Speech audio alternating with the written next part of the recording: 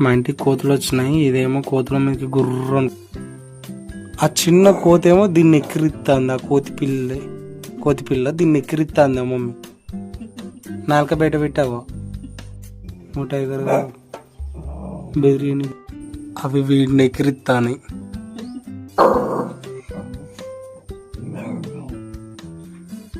దాని కండ్లకి అది, దీని కిండ్లకి ఇది. ఇద్దరు కండ్లకు చూసుకుంటారు.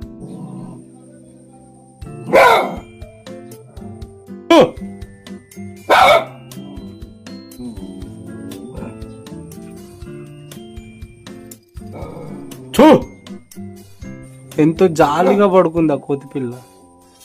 మంచిగా ఎగిరిస్తాను చిన్న.